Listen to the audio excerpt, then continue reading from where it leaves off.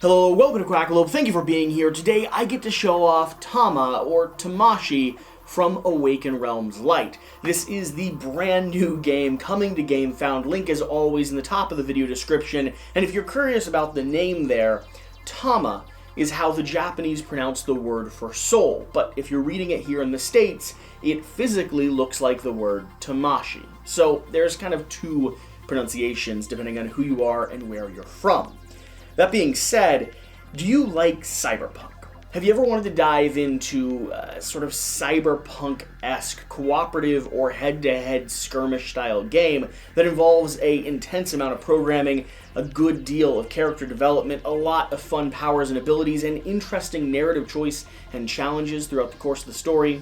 Well, Tama is going to be just that. You see, this game is a bit of a hybrid. It is a bag builder in some ways, a programming game in others, a RPG-style narrative game where you're carrying your stories through, reading their abilities and upgrading throughout the course of play. It is a cooperative game where you work together to take down some giant fiend you're facing off against, or a competitive game doing your very best to race against each other or knock the other player's health down through a lot of subtle kind of tactics, programming, hacking, installing bugs, and doing your very best to take advantage of the technology and the world that you found yourself woken up into.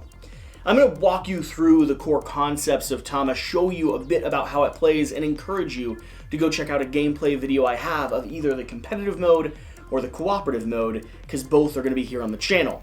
And if you're interested in any of that content we're doing, make sure to hit that subscribe button, because we're not going anywhere. We produce daily content in the board game space, letting you know about all the new titles and quite a few of the historic ones. So, if you're curious about Awaken Realms Lite versus Awaken Realms Big Box, let me try to describe it the best that I can. The best comparison for Tama or Tamashii in this lineup is actually going to be the Great Wall. You see, the design team and kind of the architecture behind the Great Wall was originally an Awaken Realms Lite title, just like Tama is. But Awaken Realms Lite at the time was still a fledgling company, doing their very best to find their own footing and experimenting with larger and larger projects, publishing things like Siege Storm and publishing games like Knockdown, which just arrived to backers. Well, at least to me and a few other people that I've seen over here in the United States. This is their first dive into something more akin to the size of Great Wall. Now, why did Awaken Realms publish the Great Wall originally? Well, it was their first ever excursion into a Euro-style worker placement game. It was fantastic. You can watch my coverage of it over on the channel if you'd like, as we kind of explore through it and finally end up putting it on our top 10 list. And I still love that game. Here's the thing. At the time, Awaken Realms Lite wasn't sure they could handle the breadth and scale that the Great Wall wanted or needed to be. Now, they have their wings under them, they're pulling big punches when it comes to mini production, and they've got their ducks in a row. So Tama is going to be that excursion. So, with that out of the way, with that explanation, I find that explanation fascinating, because I guessed it at one point and then went through a series of things to confirm that I was right. But let's talk about what this game is. I'm going to start with a bit of flavor text, then I'm going to dive into our character board, and then the main board and kind of the way the story escalates or unfolds as you go through your turns, your action sequence. Awakening. Being able to see through real, physical eyes and hear through real, physical ears is a pleasure you did not have access to for a long time. You remind yourself how satisfying it is to process the data through your compiler. After stretching and getting used to moving around on your own 2 feet, you leave the flat you just woke up in. The city, although brightly lit with countless myriads of neon, seems dead. Eerily quiet and calm, just a few animals scurrying around here and there, no sign of human life. Not a single person in sight. This is not the world you heard about in the information net. What happened? How? It's time to find some answers. So, that's how the game begins. That's the prologue that it drops you into, and there's a wider arching story here, but the essence of what you need to know is that the world that you once lived in, after you kind of distanced yourself and placed yourself into the net, it has transformed into a landscape that is controlled by mobs, gangs, and of course the cybernetic industry. This is not the world that you thought existed. It's not what you expected to wake up into, and you're able to hack and drop into various different skins and bodies, sleeves, as some call them, in order to, well, take advantage of those powers, those abilities, and also up your stats, your health throughout the course of your exploration. This game is not a game of being one particular character, but actually being you, the player, as you're exploring through this realm and deciding what decisions you want to make around who you're going to be from scenario to scenario. You'll actually get opportunities to draft up character cards and change your skin depending on where you are and what stage of the game you're in. For me, that is one of the coolest things. This is a cybernetic world, this is a cyberpunk atmosphere, but you're merging that with a little bit of kind of manga-style architecture and storytelling, and of course, a post-apocalyptic cyberpunk world, because this is not a world controlled by us, by humans. This is a world that's fallen, that's been crushed, where we are kind of the lowly few doing our best to rise up against the greater, I was going to say greater good, but I'll clarify greater bad. So, what do we have around the table here? Well, this is a two-player game that's already been flown through. We already faced down against Hades, and you'll have to watch the gameplay to know if we actually claimed the victory condition or ended up falling apart there at the end. Being said, here is going to be the main board. These are going to be tiles that are going to have, you can see some are not explored yet, various different regions with various different region actions and abilities on them, along with some movement stats and other icons that you'll want to pay attention to as the game progresses. Each of these are an abstract location, a beautiful piece of artwork, and you'll be moving on this grid to take advantage of whatever those different locations hold for you. Along with that, there's going to be some tokens that are rewards for exploring. You're going to have our miniatures up here on the table, which do change as you change your sleeves, like I was talking about. And I don't know if they're going to have tokens or standees in the version of the game that you might be getting, but for now, in the prototype copy we do have a standee of the main boss, and I assume, well, I could almost guarantee, there's going to be full skins and miniatures of whatever you're going to be facing off against. I mean, this is still an Awaken Realms product. That being said, over here on the side is going to be our character board. Now, our character board is going to be compositive of a few different locations. First off, we have our programming sequence. We'll be taking out chits from our bag and slowly upgrading this bag, placing them down into open slots at the start of each one of our turns, and that is going to build how we actually start taking actions. You see, this is going to be a mapping, a pattern recognition, a slide puzzle, where you get a few different activations. Like my character here, the hacker, has a total of 6 moves that I can do every turn. And these moves are doing their best to line up different colors, to run different sequences.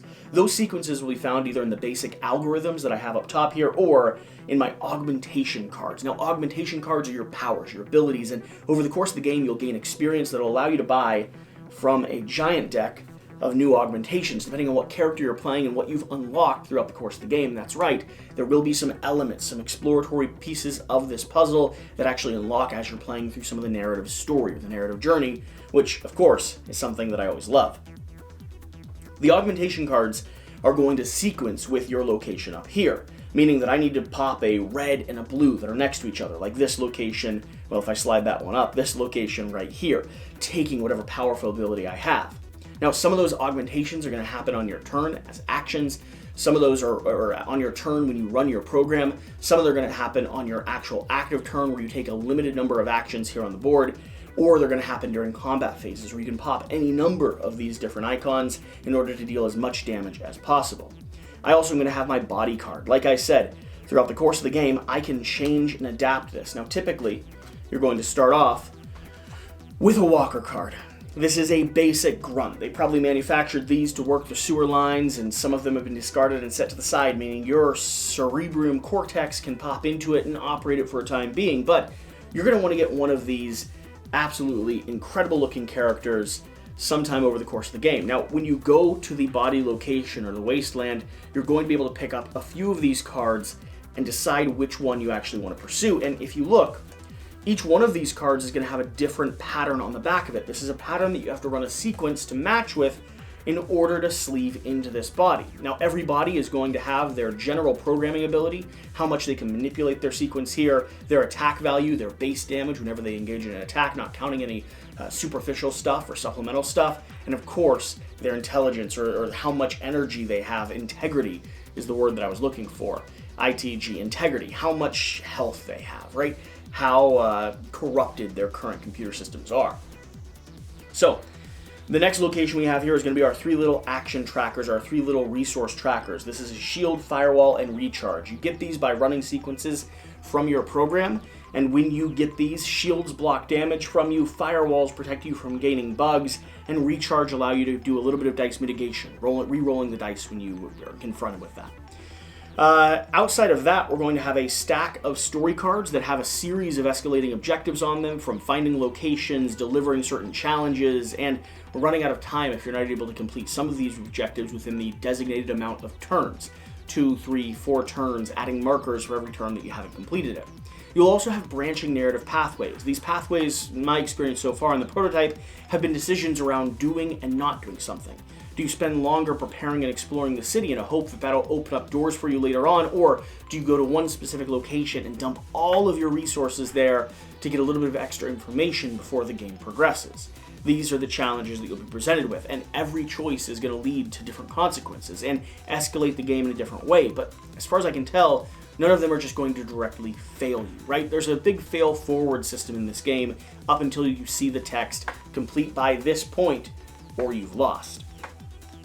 Now, that's kind of everything we have spread out here. The other few things that you're going to see is going to be the boss card here, which of course you'll only have revealed when you actually come across it, so I'll flip it over for now.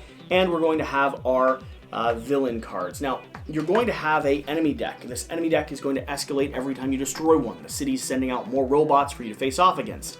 Right now, we have a face-down stack of enemies, and here in my hand, I have all the ones that might come out throughout the course of the scenario. The challenge level of the scenario will be dictated by the challenge level of the enemies that you're facing. How many high-level enemies are there? How fast will they program into the deck? And how much do you want to run away or escape, getting bugs along the pathway, instead of just completely destroying them? Because every time you destroy one, like I said, that deck escalates just a little bit more. Now, around the table here, you'll see these tokens. These tokens are going to be the different experience that we can get. And this experience will be modules that pop into our bag and get drawn up at the start of every round.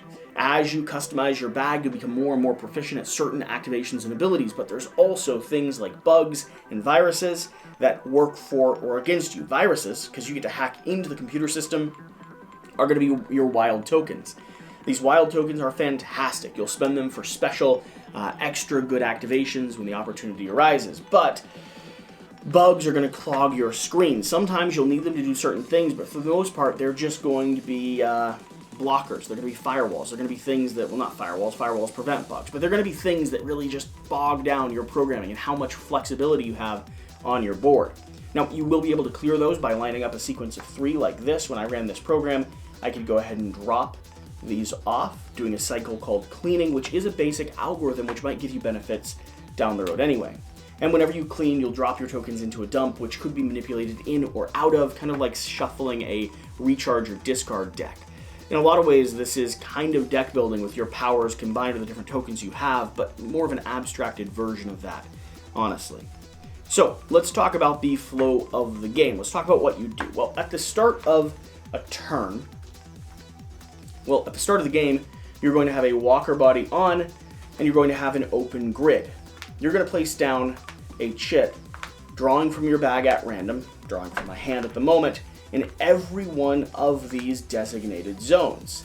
Then you're going to be able to take however much programming you have in order to try to line things up. For instance, here I might move blue up next to blue, green up next to green, move red over 1, and then I'm trying to get to this position, but I don't have it with the wild that I was looking for. So I might just scoot it over once, and that's all 4 of my actions. Now, you could slide tokens, and you could also spend a full activation to swap 2 of them that are next to each other. That is the basics of programming. Once you set up your algorithm, you'll pull the lever, and you'll run your algorithm. Now, this is all happening simultaneously, so players are engaged with their personal board, not waiting on other people to figure out their puzzle. When I run the algorithm here, I will take off anything that I would like that corresponds to any of my augmentations or any of my basic algorithms. Like this would give me 1 recharge because it was 3 red in a row. I'll take that modifier and then I'll pop on here into the real world. Once everyone is ready, you'll take turns taking actions here on the board. Now, depending on how you take your turns matters depending on if you're playing a cooperative or solo. Well, solo, it doesn't matter at all, because you'll just take all of your turns one after yourself, or competitive, of course, because you'll be hitting each other head-to-head, back and forth. If you're playing on this board, you're going to have a certain number of activations you can take. That number will be up to 3. Now, every time you take an action, you're going to be adding one of these consequence dice to your die pool, meaning at the end of your activation sequence, if you took 3 actions, you'd roll 3 of these dice, potentially raising up your trace level and having the city follow you or be able to take account of what you've done, meaning they can send out their enemies to try to hunt you down. You're going to be maneuvering around this board. Now, to start with, your main thing is going to be exploring. You want to reveal where tiles are and find how this story is going to unfold. And you'll have a narrative pathway leading you to some of those decisions. But as you reveal more and more locations, like the hospital here, I could then run a sequence to take an action there at that location. Run a sequence, spend 2 green to recover all of my integrity, which is my health. Or the Gardens of Bodies. If I spend a red and a yellow, I can draw 2 body blueprints and discard one of them. Like I said, searching to install. And then over here in the Des Rebels workshop, change the body by spending the algorithm, the corresponding puzzle that I need on my board in order to install one of these various bodies. Of course, I immediately get the benefit, the activations, and I recharge all of my health because I'm in a brand new sleeve. Like, what's the problem with that? So up here, you'll take a series of actions, engaging with any icons, tokens, people, or locations on the board, and after that's resolved, you'll roll however many dice in the actions that you just take. When you roll your dice, you'll take the number that you rolled, like this would be a success of 2, a success of 1, meaning trace goes up by 3, and you'll come over here to your trace track. The trace track is how easy it is for the enemies to find you, how well the city is attuned to the chaos that you're kind of bringing into their city streets. I, for instance, just moved up into the yellow zone. That means I would summon one enemy here in front of me. That enemy would slide under the enemy that I already have, and I'll explain why that's important in just a moment, and then this trace would bump back down. Now, if you notice, I actually have a hierarchy of 3. That means I've died a few times, and that's part of the consequences of getting knocked out of the game. You not only summon back here, you refresh, you recharge, you get your health back, you wipe your board of everything, and then you are a little bit higher up when it comes to the city being able to find you again, because they know your sequence. They've designated your IP, and they can track you down. Now, if I'd made it to the orange zone here, I would have drawn 2 and taken the worst one, and if I made it up here to the red zone, if I rolled terribly, I would have drawn 2 separate enemies that are going to be placed here in front of me. Now, the enemies are going to work in an interesting fashion. They're not actually out here on the board. Instead, they're engaged directly with you, hovering around you all the time, or actually imbued in your circuitry. These enemies, you're going to have to face off yourself, unless you have special abilities that give you some sort of mitigation of another player's enemies or allows you to distract them. And the reason they go one on top of another is because they protect each other. I have to deal with the disruptor before I can deal with the pulverizer. When these enemies come out, they're going to have their own health, designated by a little die here, and they're going to roll one of these dice. These dice are going to trigger their action. A simple success is going to be their base attack. Right now, that would be 3 from both of them combined. If I'd rolled a crit, I would take whatever their critical action is. These can be things like wiping your board, knocking down your shield, getting rid of or punching through various different styles of your benefits, or even regaining their own health. Now, when I engage with them, I also am rolling these same dice, and there's an interesting corresponding power here. When I fight one of these enemies, you can see there's this little section right here that shows various different colored symbols and the terms special, hack, and escape.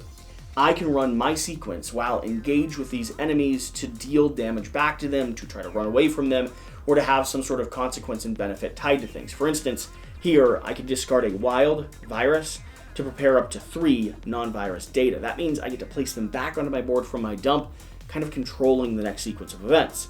I could escape for a green and a yellow, gaining 1 bug, which is the thing that kind of ruins my my deck or ruins my chip bag. Or I could spend a green and a blue to deal damage equal to the number of viruses on my compiler. So pretty powerful combination there.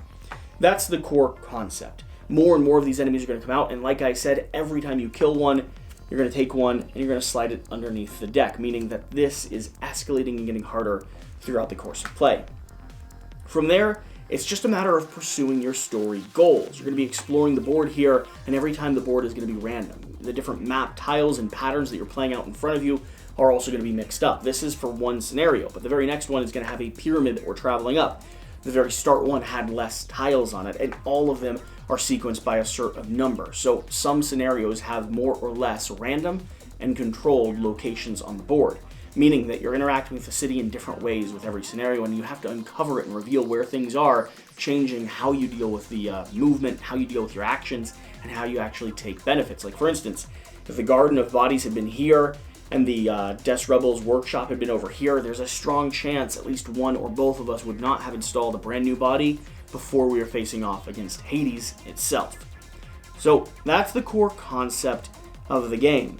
Alex is going to have a full review over on his channel, I am sure, but I still need to play a little bit more as I'm diving in, but my gut check right now is I am highly compelled by Tamashii. I really am enjoying the programming over here on the board. I love the story so far, and just the narrative progression and character progression has been really rewarding, not including the incredible production value, beautiful artwork, and just the fact that it's existing in a post-apocalyptic cyberpunk world is my style of game. With that being said, make sure you check out the gameplay so you can decide if it's going to be the right game for you. And thank you for watching. I am stoked that I get to show off this game, thrilled that I'm going to be able to play a few more scenarios, and I can't wait to hear what you all think about it once it actually hits GameFound. Like I said, link at the top of the video description, and with that, whatever the case, whatever you do, remember to do the important thing, get out and play some games. We'll see you next time. Thank you.